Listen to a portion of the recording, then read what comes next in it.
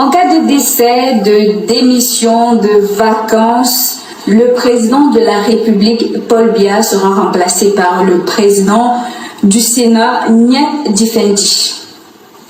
Le processus de remplacement sera coordonné par le Conseil constitutionnel et le président de l'Assemblée nationale.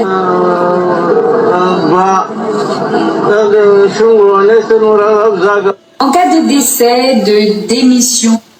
Alors, cette vidéo qui est un raccourci de la situation dramatique qui règne à la tête de l'État du Cameroun m'amène à rappeler ceci. Mais la moyenne d'âge réelle à la tête de l'État du Cameroun est au-dessus de 90 ans. La moyenne d'âge réelle à la tête de l'État du Cameroun est au-dessus de 90 ans.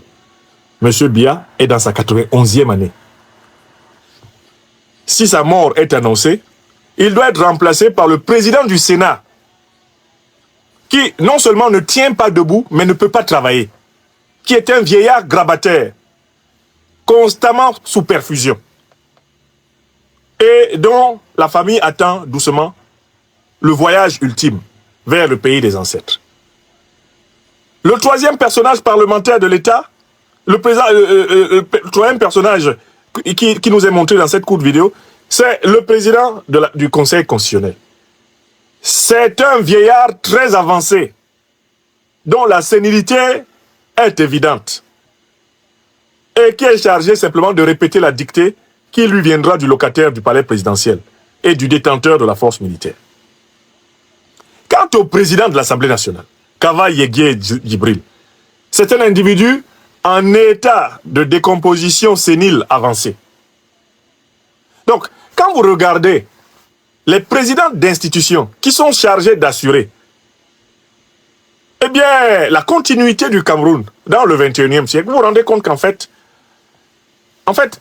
le coup d'État au Cameroun a déjà eu lieu. C'est ma première remarque. Le coup d'État a déjà eu lieu. Parce que, en fait, en raison de son âge avancé, en raison de son état physique, le président Biya n'exerce plus la réalité du pouvoir. À la tête du Sénat, le président du Sénat nommé par son ami Paul Biya, Marcel Niat Difendi, n'exerce plus la réalité du pouvoir. À la tête du Conseil constitutionnel, Atangana, n'exerce plus la réalité du pouvoir. D'ailleurs, il ne l'a jamais exercé puisque le Conseil constitutionnel est une caisse d'enregistrement du palais présidentiel. Vous avez tous vu Kava Yeguie Djibril, le président de l'Assemblée nationale. Mais ce n'est plus lui qui dirige l'Assemblée nationale, il n'en est pas en capacité physique. Donc, je voudrais amener les Camerounaises et les Camerounais à constater que le coup d'État a déjà eu lieu. La guerre successorale dont nous parlons, ce sera une guerre entre ceux qui ont fait le coup d'État, c'est-à-dire ceux qui maintiennent ces vieillards à bout de bras comme étant des façades et qui exercent la réalité du pouvoir. Ils vont devoir se retrouver en affrontement avec ceux qui n'ont pas le contrôle de ces vieillards. Je recommence. Au Cameroun, c'est très simple, le coup d'État a déjà eu lieu. J'entends souvent mes amis de l'opposition camerounaise, mes frères et sœurs de l'opposition camerounaise, dire que il n'y aura pas de succession de gré à gré. Le concept de succession de gré à gré n'est plus valable pour comprendre la situation politique camerounaise. La succession de gré à gré a déjà eu lieu. Parce qu'en fait, réellement, le pays n'est plus gouverné par Paul Biya. Le pays n'est plus réellement gouverné par Niat Difendi Marcel.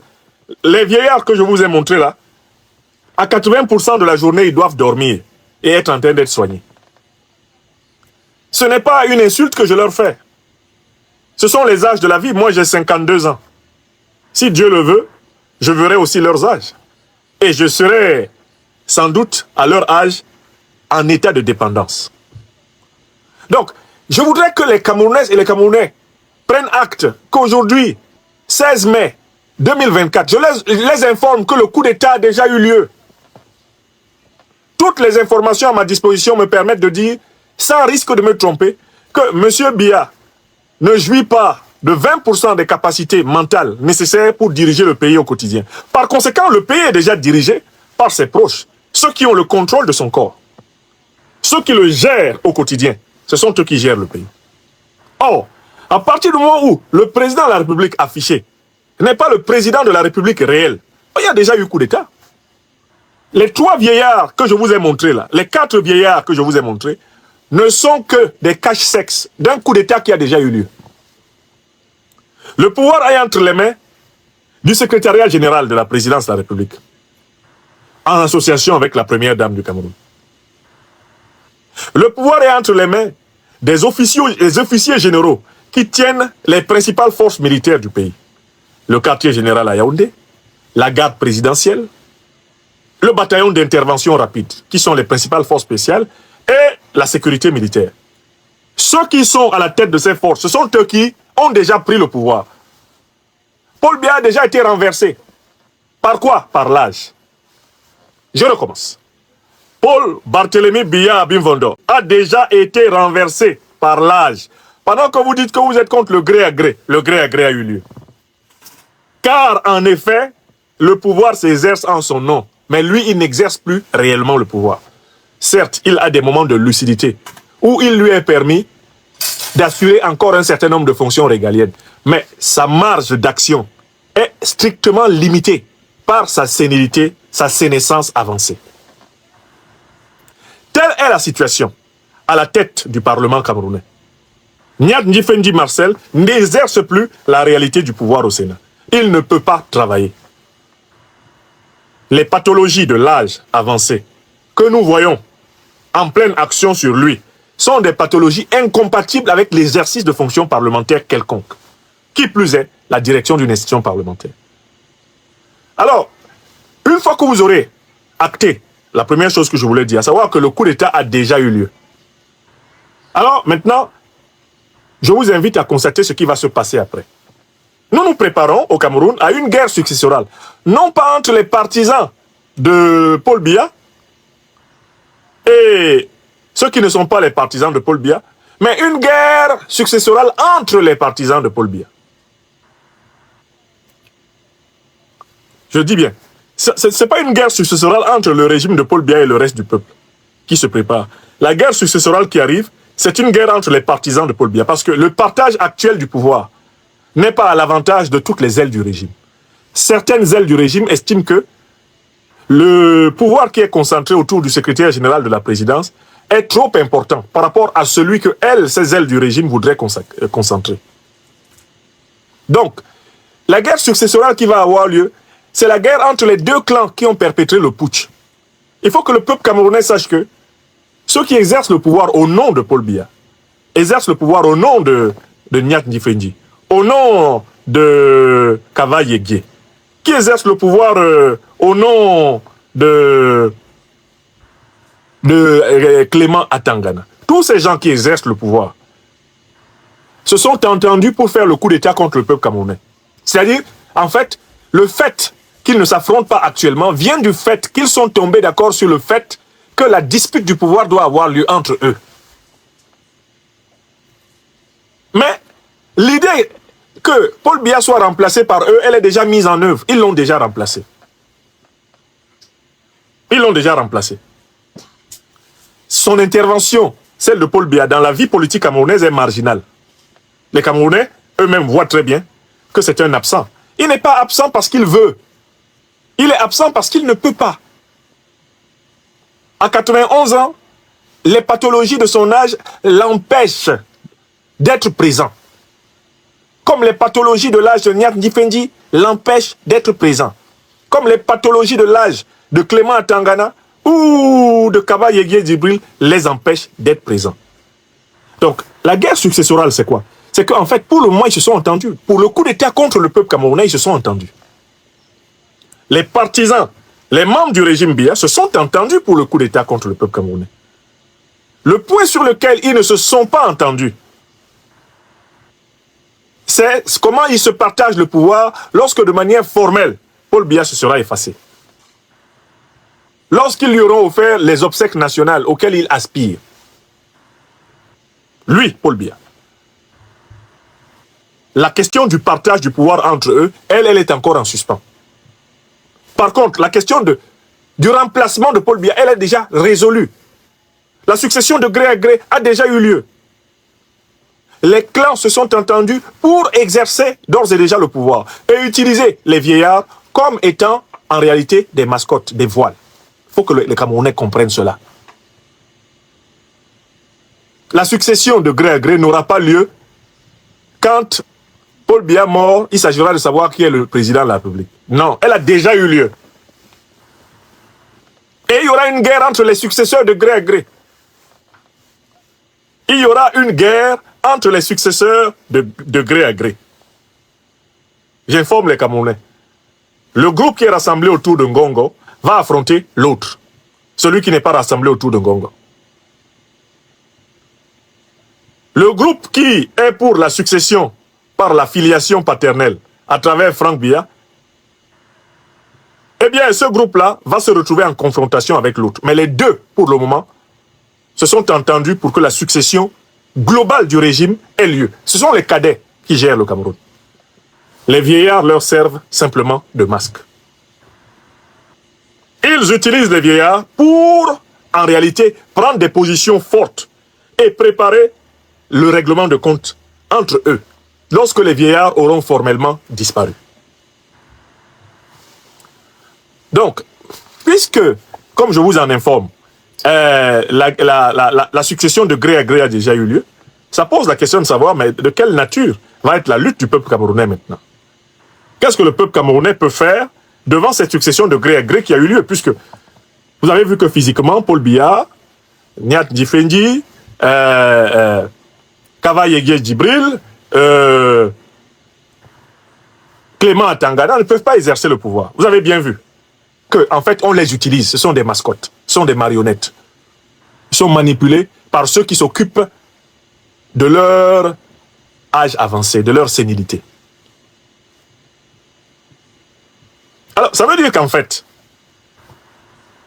il faut se préparer à une situation dans laquelle on va donner l'impression de se battre pour qu'il n'y ait pas une succession de gré à gré au Cameroun, pour nous imposer un successeur de gré à gré.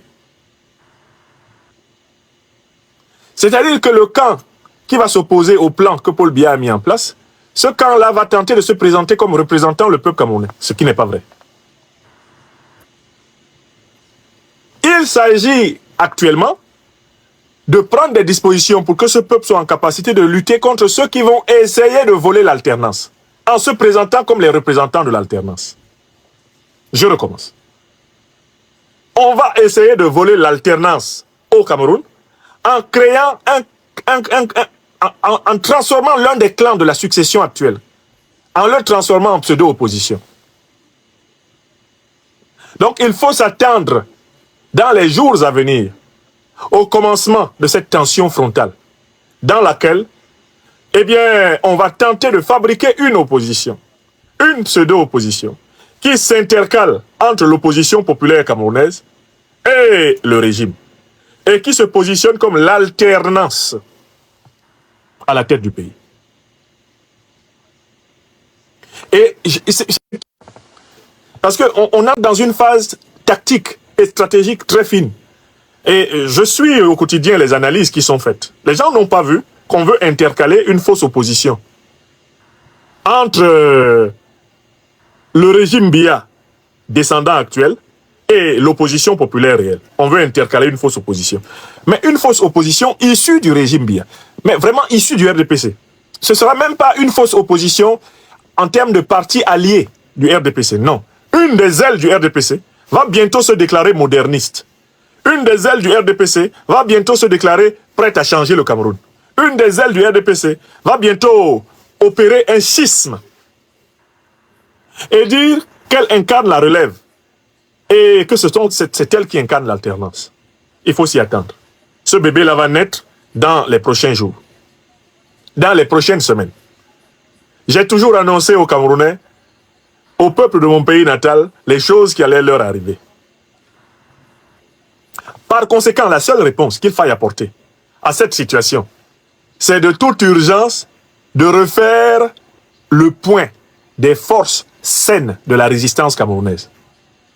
Les forces saines de la résistance camerounaise ne doivent pas se construire autour simplement de la question électorale. Elles doivent se construire autour de la question de la souveraineté nationale et de la question effectivement de la transparence institutionnelle. Donc la question électorale. Il faut compléter la question de la souveraineté, la question de la transparence électorale, du mécanisme d'accès au pouvoir par la question de la souveraineté. Il faut que l'opposition s'installe sur ces deux questions. L'opposition camerounaise s'est installée actuellement sur la question de la transparence électorale. Cette question-là est secondaire.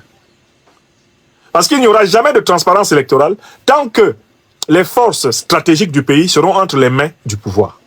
C'est-à-dire, tant que l'armée, la police, la gendarmerie, le BIR, la sécurité militaire, la garde présidentielle feront les 4 volontés de celui qui est au palais d'Etoudi, tant que ce sera ainsi, les résultats proclamés seront en faveur de celui qui est au palais d'Etoudi.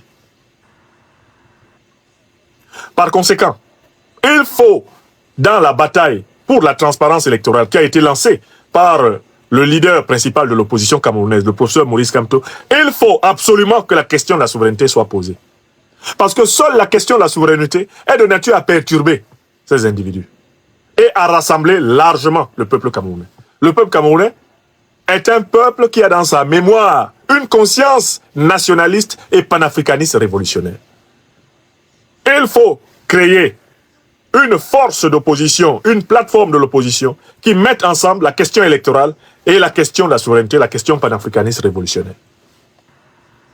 C'est à cette urgence que je veux appeler les leaders d'opinion de l'opposition camerounaise authentique, les leaders politiques authentiques du Cameroun, ceux qui veulent offrir une vraie alternance au Cameroun, doivent unir la question de la transparence électorale à la question de la souveraineté nationale. Il faut que les authentiques panafricanistes révolutionnaires camerounais, les authentiques républicains camerounais s'unissent. Non pas pour soutenir un seul et même candidat, c'est pas ça la question.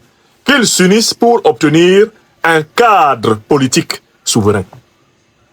Obtenir un fonctionnement souverain de l'État du Cameroun est une condition essentielle pour que les élections se déroulent proprement. Alors, il y a désormais au Cameroun un processus d'endocolonisation, c'est-à-dire la volonté d'une partie de l'élite actuellement au pouvoir de capturer le pouvoir pour le conserver d'une manière ou d'une autre entre ses mains en prétextant incarner une révolution. Il faut faire attention à cette opération qui se prépare. L'opération qui se prépare, c'est l'annonce d'un schisme du RDPC. L'annonce d'un schisme du RDPC. Je ne sais pas si quelqu'un vous a dit ça avant moi. Je vous dis que le RDPC, vous allez voir des cadres du RDPC sortir bientôt du bois et dire qu'ils créent un nouveau parti politique. Méfiez-vous. C'est un mauvais coup qu'ils préparent. C'est l'une des cornes de la bête de la confiscation du pouvoir. Peuple camerounais, écoutez-moi. Il faut allier l'opposition républicaine à l'opposition panafricaniste révolutionnaire. Et c'est là que vous allez voir qui sont les vrais panafricanistes révolutionnaires au Cameroun. Parce que les faux refuseront de participer à la construction de ce front de l'opposition. Moi, je ne peux pas m'engager au Cameroun dans un front de l'opposition sur le thème démocratique. Parce que pour moi, la démocratie n'est plus le concept politique majeur du continent africain. C'est terminé. Ce n'est pas au nom de la démocratie que je fais de la politique. Je fais de la politique pour la souveraineté africaine. Je fais de la politique pour la prospérité africaine. Je fais de la politique pour la dignité des Africains. Je fais de la politique pour l'émancipation des Africains. Je fais de la politique pour les valeurs de civilisations africaines. Et je les ai rassemblés dans le concept de Maat. Donc, les républicains et les panafricanistes révolutionnaires, traditionnalistes doivent s'unir. Ne serait-ce que pour arracher notre pays natal, le Cameroun, des mains de ceux-là même qui ne le gouvernent pas pour le peuple, mais qui le gouvernent pour leur poche. Après l'avoir, pendant plusieurs décennies, gouverné pour le néocolonialisme français et pour l'impérialisme occidental. Voilà la vérité. Le pays est bloqué parce qu'on s'est enfermé au Cameroun dans ce que je considère comme une équation superficielle. La transparence électorale ne produira pas de changement politique au Cameroun. Parce qu'elle ne pourra pas être obtenue du régime de Paul Biya. Et les héritiers de Paul Biya n'accepteront jamais de proclamer la vérité des urnes. Je dis bien jamais. Ils préféreront 1000 fois une guerre civile que de proclamer la vérité des urnes. Donc il faut d'abord, en réalité, dans la situation camerounaise, arracher l'appareil d'État à une faction et le remettre au peuple.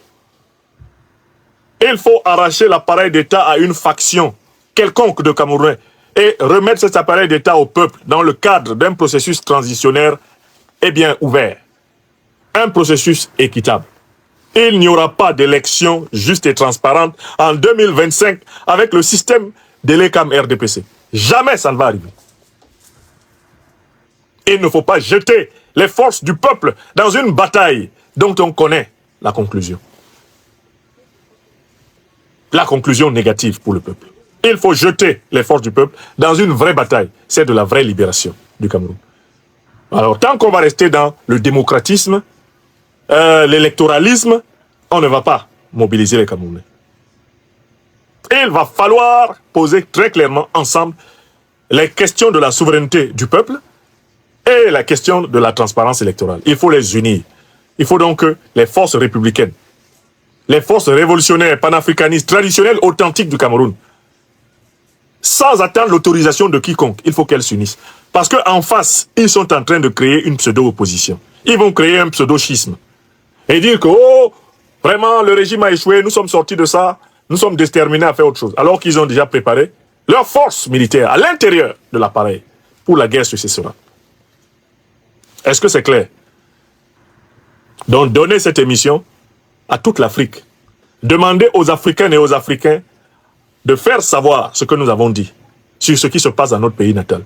Nous appelons à l'union des forces républicaines, des forces révolutionnaires, panafricanistes, traditionnelles, authentiques du Cameroun, pour contrer le coup d'État qui a déjà eu lieu, mais un coup d'État anti-populaire, un coup d'État anti-africain. Je dis bien qu'au Cameroun, le coup d'État a déjà eu lieu. Paul Biya n'exerce plus le pouvoir. Kava Yegui Djibril n'exerce plus le pouvoir. Niat Ndifendi Marcel n'exerce plus le pouvoir. Atangana Clément n'exerce plus le pouvoir. Le pouvoir est exercé par les cadors, par des loups gris, des loups sombres qui sont planqués à l'intérieur des institutions et qui contrôlent les vraies manettes et qui signent pour les vieillards. Voilà pourquoi je vous ai dit que c'est un pays qui est gouverné par une formule sur hautes instructions du chef de l'État. Chacun l'utilise. Vous avez vu la guéguerre de la FECAFOOT. Vous avez entendu une phrase du chef de l'État dans l'affaire? Chacun utilise la formule magique sur hautes instructions du chef de l'État. Elle est utilisée par des clans qui attendent les rares moments de lucidité du président Biya pour avoir des arbitrages dont personne ne tient compte une fois qu'il s'est rendormi. Les logiques successorales ont déjà eu lieu. Ils se sont déjà entendus sur le fait que, pour le moment, c'est eux qui exercent la réalité du pouvoir, c'est pas la peine qu'ils s'affrontent. Même si chacun se prépare, lorsque la disparition nominale de Paul Biya aura lieu, eh bien, à monter à l'assaut, pour protéger ses arrières, pour protéger les milliards de CFA volés dans les caisses de l'État du Cameroun. Ils sont prêts à tout. Mais attention à l'opération qui arrive. Le schisme du RDPC arrive. Ne vous laissez pas bluffer. C'est une manœuvre biscornue de la diablerie qui tient ce pays en otage depuis plus de 60 ans. C'est une manœuvre biscornue qui arrive. Ne dites pas que je ne vous ai pas prévenu. Parce qu'au Cameroun, moi j'ai toujours raison. Ceux qui me contredisent quand je dis des choses vraies viennent souvent 2 à 3 ans plus tard et je vois sur leur page, le grand prof avait raison. Je ne souhaite pas avoir raison. Je souhaite être écouté. Je ne souhaite pas avoir raison. Je souhaite être écouté. Donc, dites partout que le coup d'État a déjà eu lieu. Dites que la succession de gré à gré a déjà eu lieu. Et qu'il est question maintenant d'empêcher que les successeurs de gré à gré organisent une fausse compétition entre eux, en faisant semblant de représenter l'un comme l'autre le peuple camerounais, au détriment du peuple camerounais. Mais le peuple camerounais ne peut pas le faire s'il n'est pas largement rassemblé.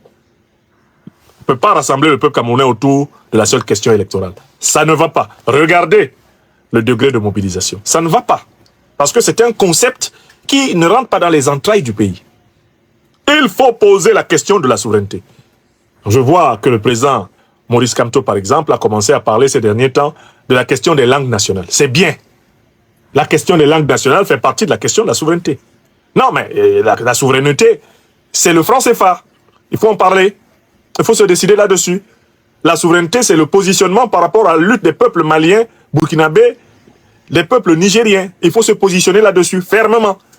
La souveraineté, c'est le positionnement par rapport à l'OTAN. ce qu'elle est en train de faire en Afrique de l'Ouest et en Afrique centrale. Et il faut se positionner fermement là-dessus. On ne pourra jamais rassembler le peuple camerounais si on ne parle pas clairement de ces questions. Or, l'opposition électoraliste ne veut pas affronter ces questions en prétendant que c'est une manière d'être intelligent. Ce n'est pas du tout intelligent.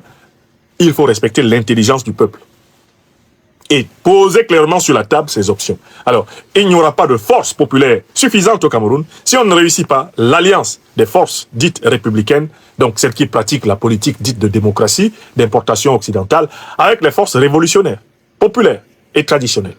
Sans cette alliance, on ne peut pas faire face à l'équation d'en face. Vous êtes sur Afrique Diverse TV. Et vous avez raison. Chers téléspectateurs, vous avez été les témoins privilégiés de cette analyse politique profonde et inspirante avec le Dr Franklin Nyamsi. Maintenant, c'est à vous. Réagissez en commentaire, partagez vos réflexions et vos idées. Si cette vidéo vous a éclairé, n'hésitez pas à l'aimer et à la partager avec vos amis. Ensemble, nous construisons l'Afrique de demain. Restez connectés sur Afrique Diverse TV pour encore plus d'informations et de débats passionnants. À très bientôt.